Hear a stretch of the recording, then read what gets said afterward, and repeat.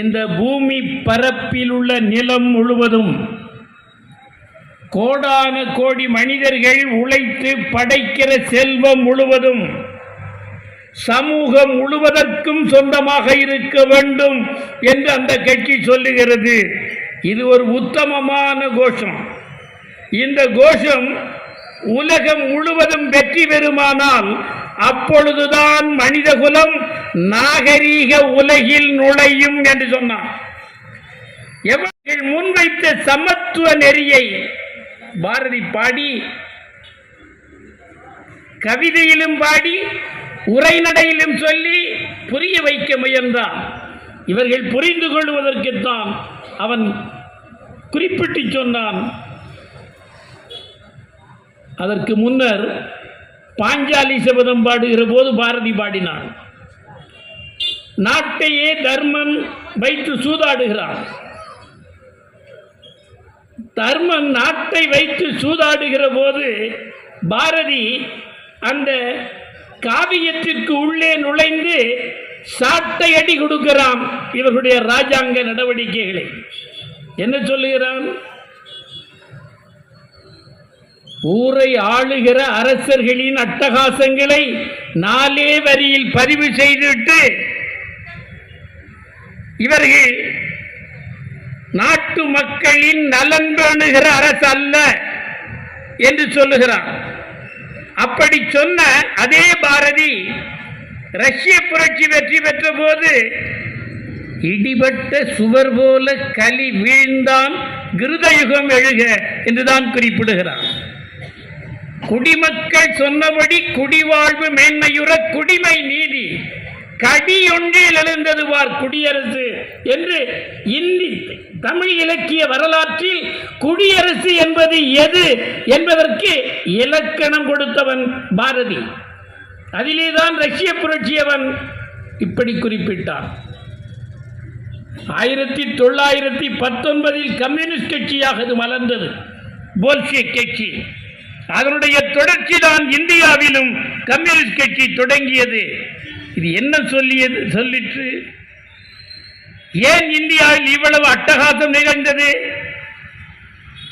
2017 புரட்சிக்கு பின்னர் இன்றைக்கு நாம் நூற்றாண்டு விழா கொண்டாடுவது 1925ஆம் ஆண்டு தான் இந்த கட்சி அமைப்பு மாநாடு நடத்தி தொடக்கப்பட்டது.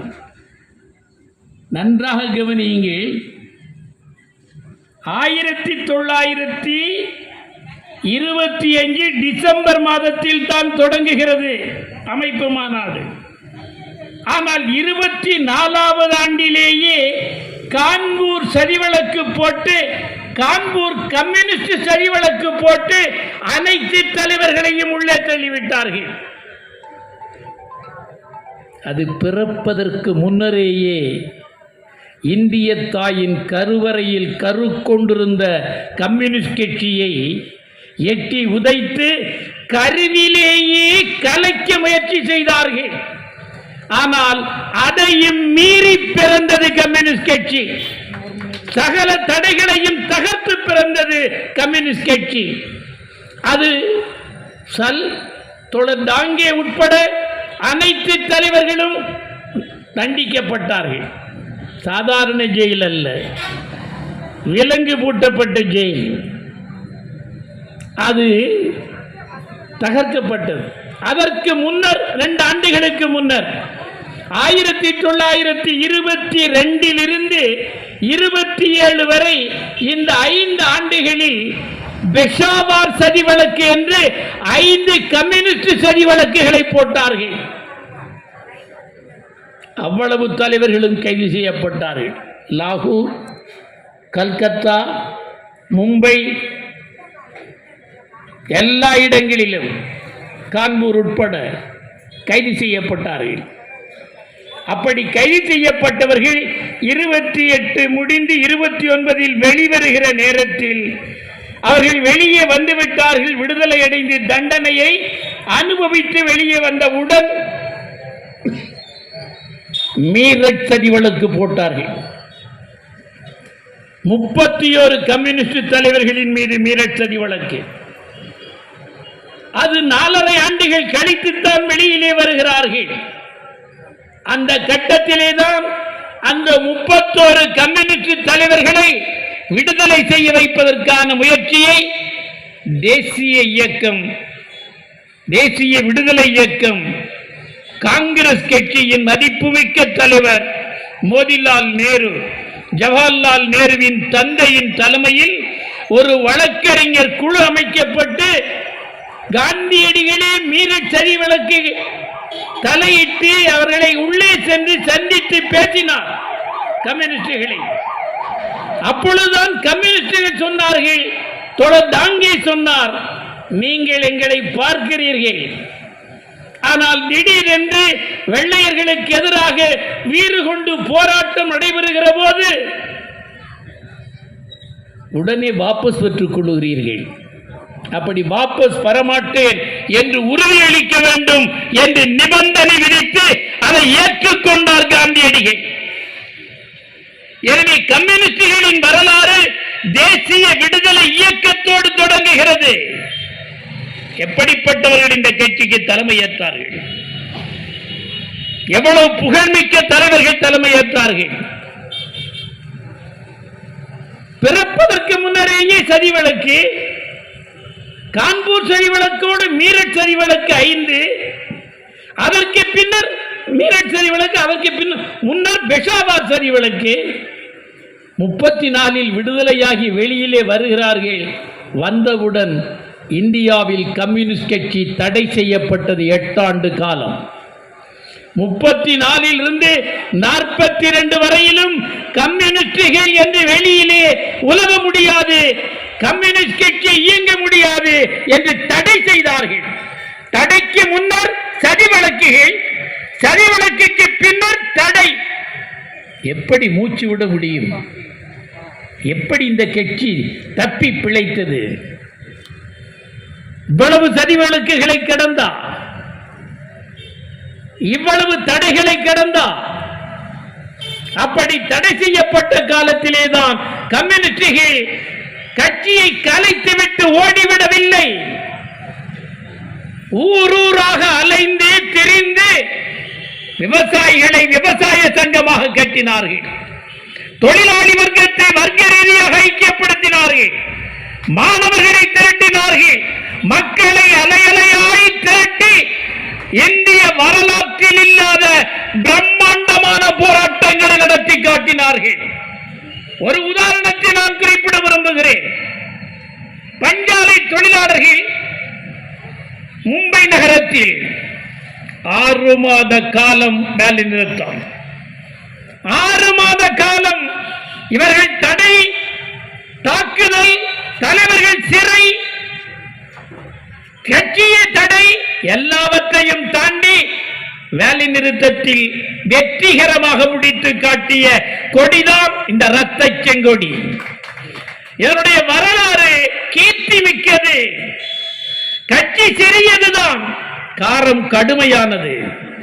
அவ்வளவு எளிதில் நசுக்க கம்யூனிஸ்டுகள் ஒன்று மூட்டை பூச்சிகள் அல்ல. வரலாற்றில் நிறுவி காட்டி இருக்கிறோம்.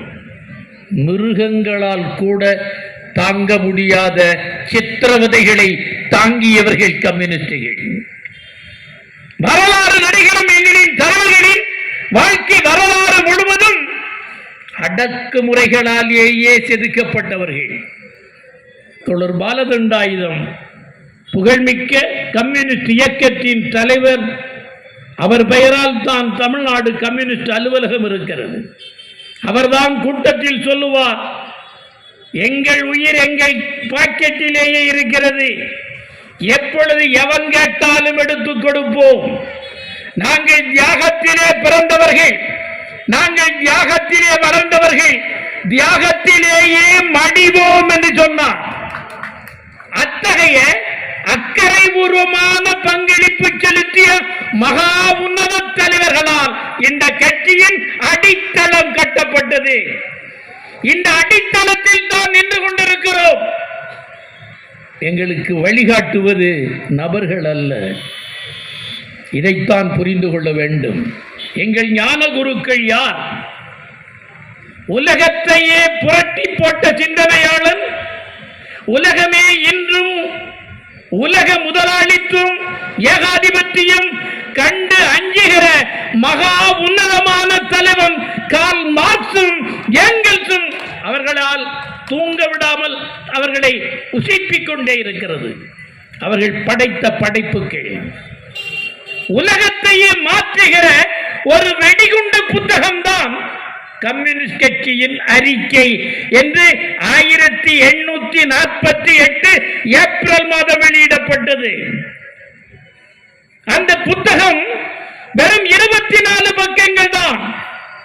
அதை கண்டுதான் கடைசியில் எழுதினான் கார்ல் மார்க்ஸ், கம்யூனிஸ்ட் புரட்சியை கண்டு முதலாளித்துவம் நடுநடுங்கட்டும், தொழிலாளி மக்களே, நீங்கள் பெறுவதற்கு உங்கள் அடிமை சங்கிலிகளை தவிர இழப்பதற்கு ஒன்றுமில்லை, பெறுவதற்கு ஒரு பொன்னான உலகம் காத்திருக்கிறது.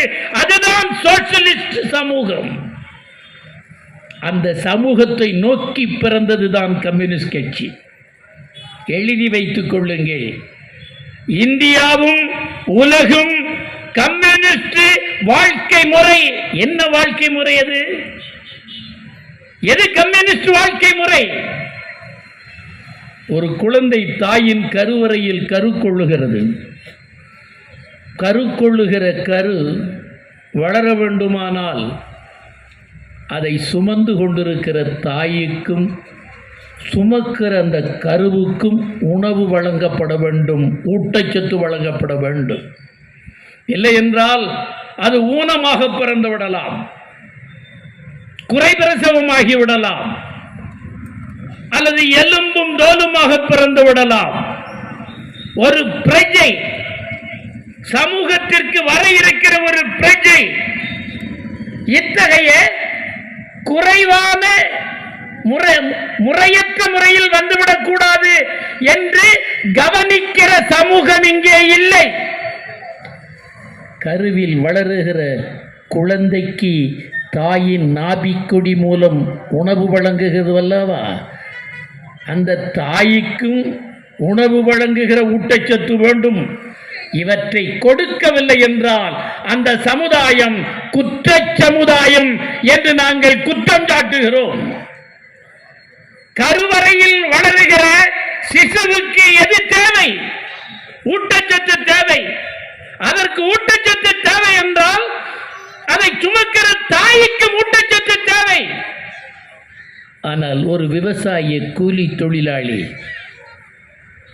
களைபிரிக்கிற ஒரு சகோதரி எங்கே போய் ஊட்டச்சத்துள்ள உணவு வாங்க முடியும்? ஊட்டச்சத்தா கொடுக்க முடியும்? முடியாது. எப்படி பிறக்கிறதோ அப்படி பிறக்கட்டும் என்று விட்டு விடுவார்கள். அதற்கு என்ன காரணம்? இந்த சமூகத்தில், தனி உடைமை சமூகத்தில் மனிதன் தன் தேவையை நிறைவு செய்து கொள்ள வேண்டுமானால் எது தேவை? பணம் தேவை. பணம் இருந்தால் தான் பெற முடியும். பணம் இல்லை என்றால் பெற முடியாது. நீங்கள் பணம் இல்லையே என்று கம்யூனிஸ்டுகளை நோக்கி அணிதிரண்டு கம்யூனிஸ்டுகள் சொல்லுகிறபடி ஒரு வர்க்க புரட்சியை நடத்தி சமூகத்தை மாற்றி விடுவார்கள் மக்கள் என்பதற்குத்தான் கோவில் இல்லா ஊரில் குடியிருக்க வேண்டாம் என்று எழுதி வைத்திருக்கிறார்கள். எல்லா இடங்களிலும் கோயிலை கட்ட பணம் தருவார்கள்.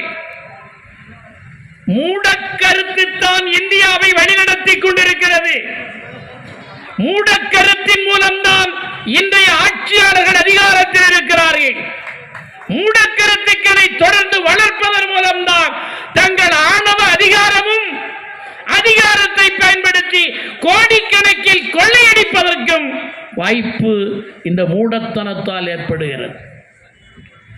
பாரதிதாசன் தான் சொன்னான், நல்ல இமயம், நலங்கொழிக்கும் கங்கை நதி, வெள்ள தமிழ்நாட்டின் மேன்மை பொதிகை மலை, தின்ன கனிகை, தெவிட்டா பயன்மரங்கள், இன்பம் செறிந்திருக்கும் இப்பெரிய தேசத்தில் 33 கோடி மாந்தர்கள் மொய்த்தன்ன மூட பழக்கம் முடிவற்ற கண்ணுறக்கம்.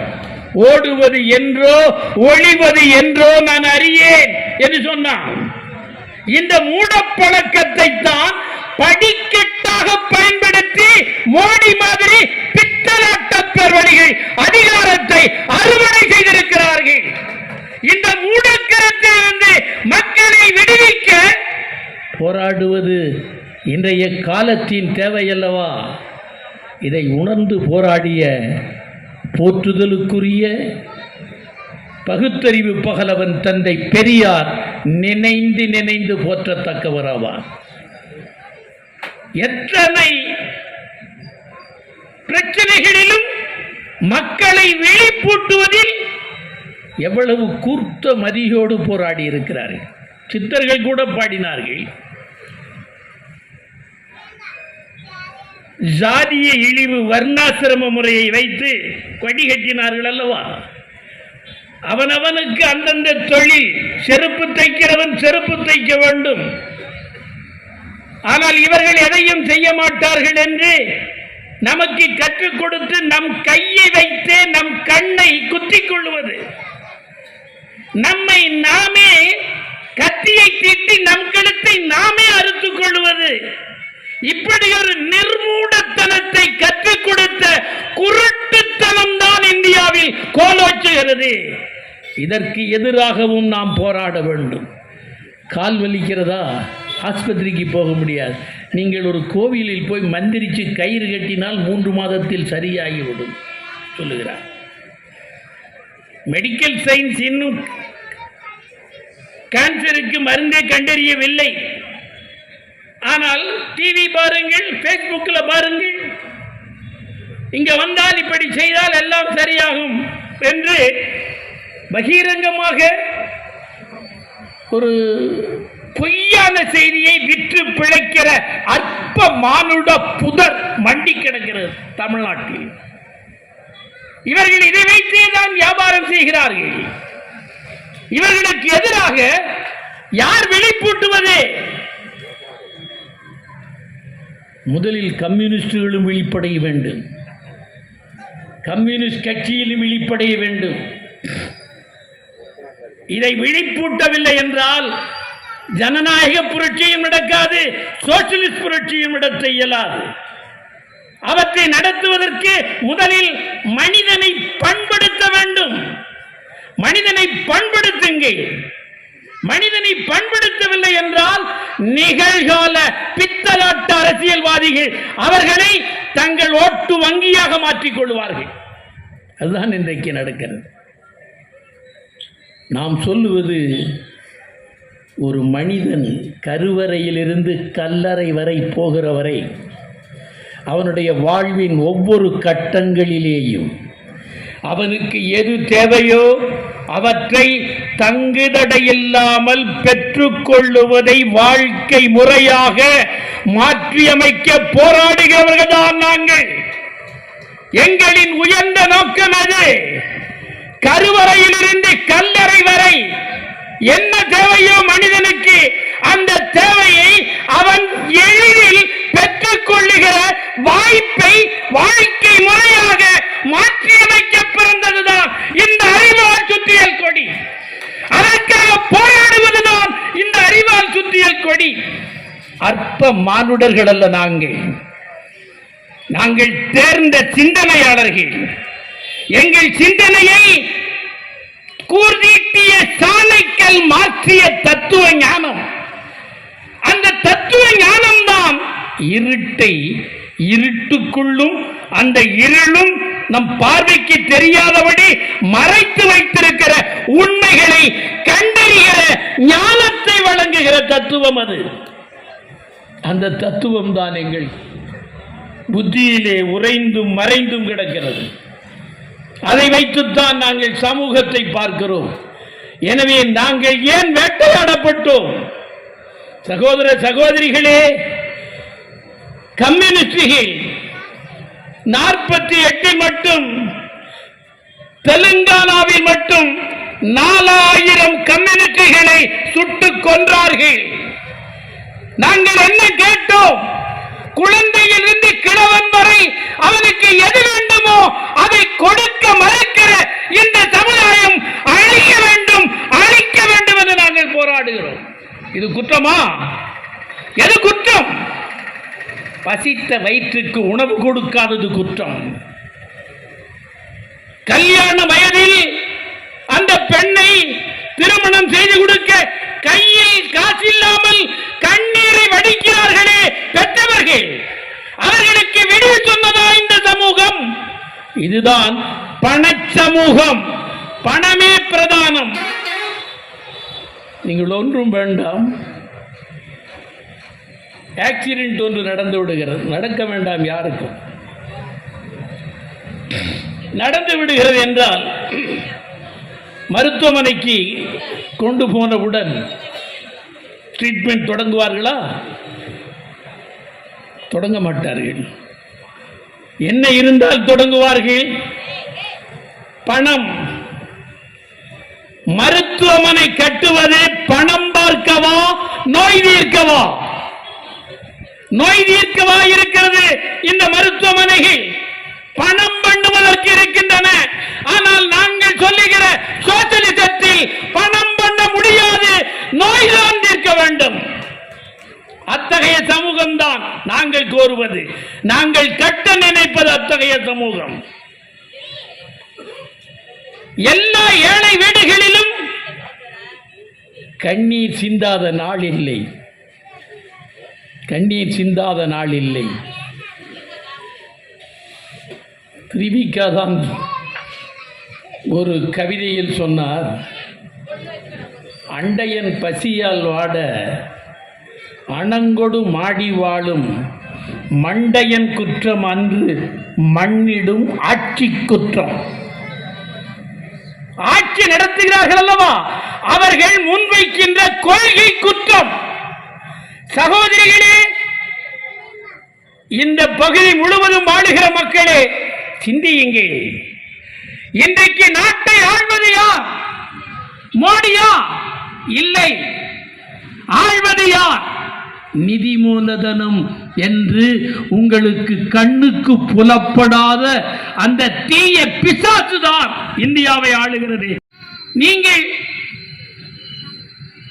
திரௌபதி முர்மு என்ற ஒரு பழங்குடி பெண்ணை ஜனாதிபதி ஆக்கிவிட்டீர்கள் என்று பெருமை அடிக்கிறீர்களே.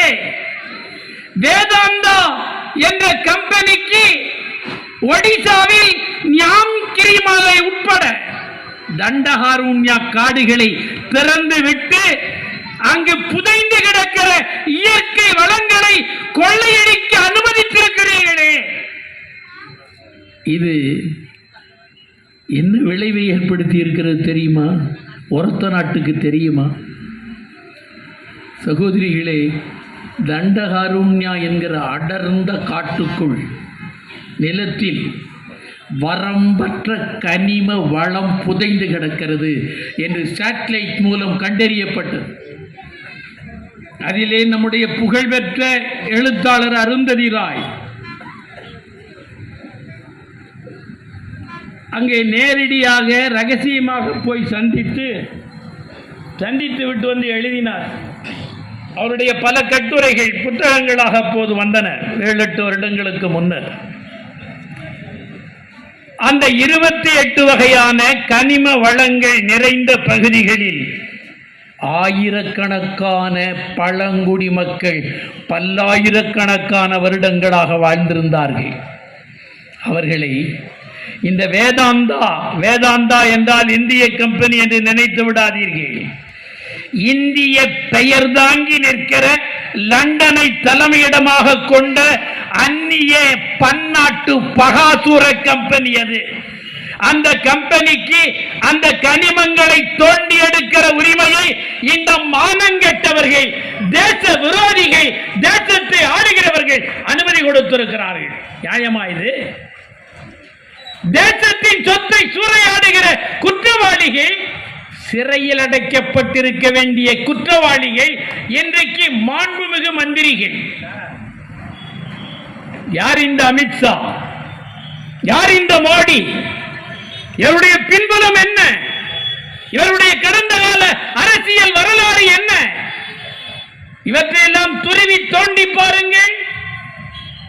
குற்ற மர்ம தொடர்கதை தவிர வேறொன்று இல்லை. துரதிர்ஷ்டம், மூட நம்பிக்கை இவர்களை அதிகாரத்திற்கு கொண்டு வந்து விட்டது. அதனால் இவர்கள் அதிகாரம் செலுத்தி எதையும் செய்யலாம் என்று நடந்து கொண்டிருக்கிறார். அந்த மக்கள் முழுவதும் 680 கிராமங்கள் காலி செய்யப்பட்டு விட்டன சகோதரர்களே. 680 கிராமங்களில் வாழ்ந்தவர்கள் குழந்தை குட்டிகளோடு தங்களை காப்பாற்றிக் கொள்ள காலங்காலமாய் வாழ்ந்த கிராமத்தை விட்டு விரட்டப்பட்டு விட்டார்களே. அவர்கள் போராடுவார்களா, மடிவார்களா? போராடுகிறார்கள். அவர்களைத்தான் என்ன சொல்லுகிறது மத்திய அரசு? அர்பன் நக்சல்கள், நக்சலைட்டுகள் என்று பிராண்ட் பண்ணுகிறார்கள். நக்சலைட்டுகளா? அந்த 680 கிராமம் காலி. இதே ஒரத்த நாட்டை சுற்றி எல்லா கிராமங்களையும் காலி செய்கிற போது நம்முடைய நெஞ்சில் நெருப்பு துண்டு விழுந்த மாதிரி துடிப்போம் அல்லவா? அந்த மாதிரி சகோதரர்களே, அந்த வாயற்ற கூட்டம் அவர்கள் படுகிற துயரங்களை இந்த மானங்கெட்ட பத்திரிகைகள் வெளியிடுவதே இல்லை. மூடி மறைத்து விடுகிறார்கள். கார்ப்பரேட் பணம் அவர்களை ஊமையாக்குகிறது. பன்னாட்டு பலாதுர கம்பெனியின் தீய செல்வாக்கு நியாயத்தை மக்கள் மத்தியில் அரங்கேற்ற அஞ்சுகிறது இந்த பத்திரிகை தர்மம். பத்திரிகையா நடத்துகிறார்கள், பணம் பண்ணுகிறார்கள். இந்த பத்திரிகைக்காரர்கள் நாட்டு மக்களுக்கு நன்மையா செய்கிறார்கள்? இல்லை. ஒரு உதாரணத்தை நான் தமிழ்நாட்டிலே குறிப்பிட விரும்புகிறேன். 8 வழிச்சாலை என்று ஒன்று போடுவது பற்றி அப்பொழுது அதிமுக ஆட்சியில் இருந்தது. ஜெயலலிதா ஆட்சியில் இருந்த காலம் அது. அப்பொழுது திருவண்ணாமலைக்கு அருகில் 2 மலைகள் இருக்கின்றன. வேடியப்பன் மலை ஒன்று, இன்னொன்றின் பெயர் எனக்கு இப்பொழுது நினைவில் இல்லை. செவத்தி மலை. செவத்தி மலை, வேடியப்பன் மலை என்ற 2 மலையும் மலை சார்ந்த நிலப்பகுதி முழுவதும் இரும்பு தாது இருப்பதை சேட்டலைட் மூலம் கண்டறியப்பட்டது. அங்கே ஜிண்டால் என்ற பன்னாட்டு கம்பெனிக்கு அதிமுக ஆட்சி காலத்தில் அனுமதி வழங்கப்பட்டது. அது ரகசியமாக நடந்து கொண்டிருந்த நிலையில் சில தன்னார்வலர்கள் அந்த விவரத்தை ஊடுருவி கண்டு உணர்ந்து ஊருக்கு உணர்த்தினார்கள். உணர்த்தி அது சுப்ரீம் கோர்ட்டுக்கு போனது. அப்படி ஏற்பட்ட தடையால் அது நின்றுவிட்டது. கொஞ்சம் தற்காலிகமாக நின்றிருக்கிறது. எதற்கு 8 வழிச்சாலை? அங்கே ஜிண்டால் அந்த இடத்திற்கு 26,000 ஏக்கர் நிலத்தில் தோண்டி எடுத்தால் அவற்றை ஷிப்மெண்ட் பண்ணணும், கப்பலுக்கு ஏற்றணும். அதுக்கு போறதுக்கு ரோடு மார்க்கம் மற்ற எல்லா மார்க்கங்களிலும் வழி திறக்கப்பட வேண்டும். 8 வழிச்சாலை போட நமக்கு கிராமத்தில் குடியிருக்கிற சாமானிய சாலை தமிழனுக்கு போட்டார்கள். சாலை தமிழனுக்கு அல்ல, கிராமப்புறத்தானுக்கு அல்ல, நகரத்தில் எளியவனாக வாழ்கிறவனுக்கு அல்ல. பன்னாட்டு கம்பெனிகள் தங்கள் பொருளை விரைவாக கப்பலுக்கு கொண்டு போய் சேர்க்கிற ரோடு அது. நாற்கரை சாலையை நாங்கள் அமைத்தோம். எதற்கு அமைத்தீர்கள்? எல்லா கிராமங்களும் அத்தகைய சாலைகளோடு இணைக்கப்பட்டிருக்கின்றனவா? என்னிடமே நூற்றுக்கணக்கான மனுக்கள் இருக்கின்றன. மலைப்பகுதியிலேயே சாலை இல்லை. எங்கள் தொகுதியிலும் ஒரு மலைப்பகுதி இருக்கிறது, பர்கூர் மலை. அங்கே போக சாலை இல்லை. சாலை வேண்டும் என்று கொடுத்திருக்கிறார். நீ நாற்கரை சாலையா? இன்றைக்கு அவ்வளவு தேசிய சர்வதேசிய முக்கியத்துவம், கிராம முக்கியத்துவம் எங்கே போயிற்று? கிராமப்புற மக்களின் தேவைகள் எங்கே போயிற்று? எனவேதான் அவர்கள் பன்னாட்டு கம்பெனிகளின் கைப்பாவை. இவர்கள் ஒன்றும் ராமனின் பிரதிநிதிகள் அல்ல. இவர்கள் ஒன்றும் கார்ப்பரேட்டுகளின் பிரதிநிதிகள் மட்டுமல்ல, சர்வதேச பகாசூர கம்பெனிகளின் பிரதிநிதியும் கூட. அதற்கெல்லாம் நீண்ட பட்டியல் இருக்கின்றன. இவற்றையெல்லாம் எதிர்த்து போராடியதில் கம்யூனிஸ்டுகளின் பங்கு மகத்தானது. நாங்கள் பேசுவது எவனும் போடுவதில்லை. நாம் கவர் கொடுத்து பழக்கம் இல்லை, கவர் வாங்கியும் பழக்கம் இல்லை. கவர் கொடுத்தால் தான் செய்தி வரும். பெய்டு நியூஸ் போனால் தான் நியூஸ் வரும். அப்படி நியூஸ் வேண்டாம் என்று மறைந்து வாழ தள்ளப்பட்டு விட்டவர்கள் நாங்கள். அதற்காக பெருமை கொள்ளுகிறோம். புலி பசித்தாலும் புல்லை தின்னார். கள்ளி புதர்களுக்கு இடையில் நாங்கள் அகில் மரங்கள், அவர்கள் கள்ளி புதர்கள். நாங்கள் கள்ளி புதரில் ஒரு கள்ளியாக வளர விரும்பவில்லை, கள்ளி புதரை அகில் மரமாகவே வளர்க்க விரும்புகிறோம். அப்படித்தான் வளர்ந்து நிற்கிறோம். எனவேதான் எங்களை அந்த ஊழலும் முறைகேடுகளும் அந்த குப்பைகள் எங்கள் நெருப்பை தீண்டாது. தீண்டினால் அது சாம்பலாகும். லஞ்சம் கொடுக்க எங்களை நோக்கி கை நீண்டால் அந்த கை நெருப்பால் எரியுமே தவிர கம்யூனிஸ்டுகள் ஒருபோதும் விலை போக மாட்டார்கள். விலை போகிறவன் எவனும் கம்யூனிஸ்ட் கட்சிக்கு வரமாட்டான். எளிதில் சம்பாத்தியம் பண்ண இந்த கட்சி உதவாது என்பதால் வரமாட்டார்கள். வரலையே என்று நாங்களும் வருந்துவதில்லை. காலம் ஒரு நாள் வாய்க்கும் என்பதில் நாங்கள் நம்பிக்கை கொண்டிருக்கிறோம். அது மூட நம்பிக்கை அல்ல, அறிவியல் பூர்வமான வழிமுறைகளில் இது கம்யூனிஸ்ட் சமூகம் என்பது வெற்றி பெற்றே தீரும். ஒரு விதை மறுபடி விதையாகும், அதில் ஒன்றும் சந்தேகம் இல்லை. எங்கே தொடங்கியதோ அதைத்தான் மார்க்ஸ் சொன்னான். எளிய பொதுவுடைமையாக இருந்த மனிதகுலம் சிக்கல் நிறைந்த விஞ்ஞான பொதுவுடைமையாக வளரும் என்று சொன்னார். சும்மா கிளி ஜோசியம் சொல்லவில்லை. அவர் ஆய்ந்து 43 ஆண்டு காலம் இந்த பகுதியில் வாழுகிற உங்களின் எதிர்காலத்தை நம்பி நீங்கள் மாலை போடுவீர்கள் என்றோ, சிலை வைப்பீர்கள் என்றோ, அவரை போற்றி புகழுவீர்கள் என்றோ கருதி அல்ல, மனித குலம் முழுவதும் பரிபூரண விடுதலை வர வேண்டும் என்று விரும்பியவன் எங்கள் மூல ஞானகுரு. அவர்தான் எங்களின் ஞானகுரு. அவர்தான் எங்களுக்கு வழிகாட்டியவன். அவன் காட்டிய வழிதான் கம்யூனிஸ்ட் சமூகம் அமைந்தே தீரும். முதலாளித்துவ சமூகம் அழுகி நாரி புழுத்து கொண்டே இருக்கும். அதை தூக்கி புதைத்துவிட்டு ஒரு புதிய சமூகத்தை, பொதுவுடைமை சமூகத்தை அமைக்க வேண்டும். புதியதோர் உலகம் செய்வோம். கெட்ட போரிடும் உலகினை வேருடன் சாய்ப்போம். பொதுவுடைமை கொள்கை திசை எட்டும் சேர்ப்போம். புனிதமோடு அதை எங்கள் உயிர் என்று காப்போம். இதுதான் எங்கள் கொள்கை நிலை. எனவே நாங்கள் ஏதோ அடுத்த யூனியன் தலைவருக்கோ அடுத்த MP MLAக்களுக்கோ நாக்கை தொங்க போட்டு திரிகிற, பழுமரம் தேடி போகிற பறவை கூட்டங்களின் சரணாலயம் அல்ல கம்யூனிஸ்ட் கட்சி. கம்யூனிஸ்ட் கட்சி என்பது புரட்சியாளர்களை தயாரிக்கிற உலைக்களம்.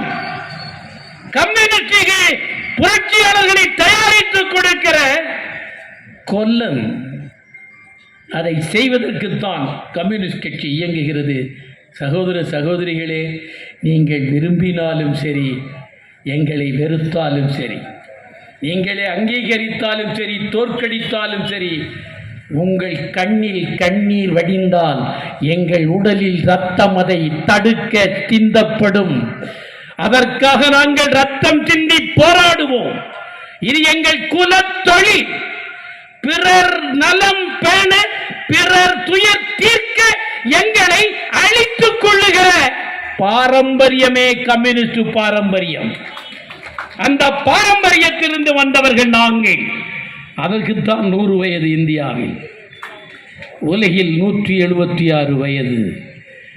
இப்படி ஒரு கட்சியில் நான் ஒரு மெம்பர் என்பதை காட்டிலும் அந்த வைகுண்ட பிராப்தமோ அல்லது சிவலோகமோ எங்களுக்கு பெரிதல்ல. கம்யூனிஸ்ட் கட்சியில் மெம்பர் என்பது 176 வருஷ வரலாற்றை நீங்கள் படித்தால் கல்லும் கரையும், கடும் பாம்பும் நெஞ்சிழகும். அவ்வளவு துயரங்களை தாங்கித்தான் இந்த செங்கொடியை உங்கள் கைகளில் கொடுத்திருக்கிறது பழைய தலைமுறை. கடந்த கால தலைமுறை ரத்தம் சிந்தி காப்பாற்றியது. கடந்த கால தலைமுறையின் கழுத்தில் சுருக்கி கயிறு இருக்குகிற போது அவர்களின் காதிலும் கண்ணிலும் மூக்கிலும் இரத்த துளிகை பிடுங்கிய நிலையிலே கூட இந்திய கம்யூனிஸ்ட் கட்சி வாழ்க என்று முழங்கினார்களே தவிர ஐயோ அம்மா என்று முழங்கவில்லை. அந்த பாரம்பரியத்தை நிகழ்கால இந்த நூற்றாண்டில் அத்தகைய மதிப்புமிக்க கட்சியை வளர்க்க வேண்டும். தமிழ்நாட்டிலிருந்து தான் ஒருவன் சொன்னான் 2000 வருஷங்களுக்கு முன்னர், யாதும் ஊரே யாவரும் கேளீர். உலகம் முழுவதும் என்னுடைய ஊர்தான், உலகத்தில் இருக்கிற எல்லோரும் என் உறவினர்கள்தான் என்று சொன்னவன் தமிழன். மறந்து விடாதீர்கள். இதுதான் தமிழ் பண்பாடு. நம்முடைய மூதாதையர்கள் சிந்தித்து சிந்தித்து சேகரித்து வைத்த அந்த தேன்கூட்டில் சேமிக்கப்பட்டவை வெறும் தேன் அல்ல, ஞானம். அந்த கூடு ஞானத்தை சேகரித்தது. அதுதான் சொல்லிக் கொடுத்தது. யாதும் ஊரே யாவரும் கேளீர். அங்கே அவன் மலையாளி, இவன் தெலுங்கன், இவன் கன்னடத்தான் என்று கருதி பார்க்கிற பார்வை கம்யூனிஸ்டுகளிடம் இல்லை, இல்லை, இல்லவே இல்லை. அந்த பார்வை இங்கே முளைக்காது. எங்கள் சிந்தனைகளில் இது விளையாது. நிர்மூட புலையர்கள் சொல்லுவது போல, இவர்கள் நினைத்துக் கொண்டிருப்பது போல கம்யூனிஸ்டுகள் ஒன்றும் 10ஓடு 11 அத்தோடு இது ஒன்று என்று இயங்குகிற கட்சி அல்ல. இந்த கட்சி புரட்சிகர கட்சி. நாங்கள் சேமித்து வைத்திருப்பது அதுதான். அவற்றை நிகழ்காலத்திலும் காப்பாற்ற செந்துண்டணிந்த தோழர்களே, செங்கொடியை நம்பிக்கையோடு பிடித்திருக்கிற தோழர்களே, கடந்த கால தலைமுறையின் நிலைகுலையா நெருக்கடிகளிலும் நிலைகுலையாமல், அதாவது நிலைகுலைக்க வருகிற நெருக்கடிகளிலும் நிலைகுலையாமல் நின்று இந்த செங்கொடியை உயிர் கொடுத்து காத்தானே, அந்த மகத்தான தியாகத்தில் நீங்கள் நிலைகுத்தி நில்லுங்கள். அதே பாரம்பரியத்தை புதுப்பியுங்கள். அதற்காகவே நாம் போராடுவோம். இறுதி வெற்றி இந்த செங்கொடிக்குத்தான்.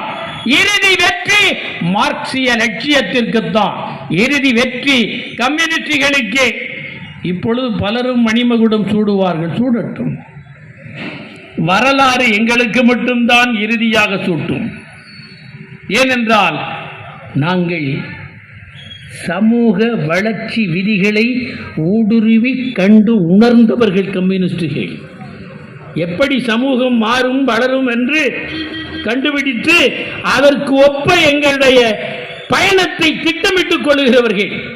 எனவே சகோதர சகோதரிகளே, தியாகிகளின் பெயரால் நான் கேட்டுக்கொள்ள விரும்புகிறேன். மாநில கட்சியின் சார்பில், இந்திய கம்யூனிஸ்ட் கட்சியின் சார்பில் அதே பழைய தியாகத்தை, பாரம்பரியத்தை நிகரிலா நேர்மையை, மகத்தான அர்ப்பணிப்பை, நிலைகுலைக்கிற நெருக்கடி வந்தாலும் நிலைகுலையாமல் நிமிர்ந்து எதிர்கொள்ளுகிற மனோதைரியத்தை கம்யூனிஸ்ட் இயக்கத்திலிருந்து பெற்றுக் கொள்ளுங்கள்.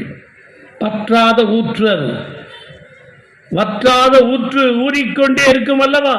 அதுபோல தியாகம் செய்ய கற்றுக் கொடுக்கிற வற்றாத ஊற்று கம்யூனிஸ்ட் கட்சி. இந்த மகத்தான கட்சிக்கு சகோதரிகளே, சகோதரர்களே, வணிகர்களே, பெருமக்களே, எல்லோரும் சிந்தியுங்கள். இதுதான் விஞ்ஞானத்தால் பெற்றெடுக்கப்பட்ட கட்சி, வரலாற்றின் தேவையை உணர்ந்த கட்சி, வரலாற்றின் தேவையை நிறைவு செய்ய வரலாற்றால் தோற்றுவிக்கப்பட்ட கட்சி கம்யூனிஸ்ட் கட்சி. இந்த கட்சி இறுதியில் வெற்றி அடைந்தே தீரும். அதுவரையிலும் இந்த இரத்த கொடி போர்க்கொடியாகவே பறக்கும் என்பதை தெரிவித்து நன்றி கூறி விடைபெறுகிறேன். வணக்கம்.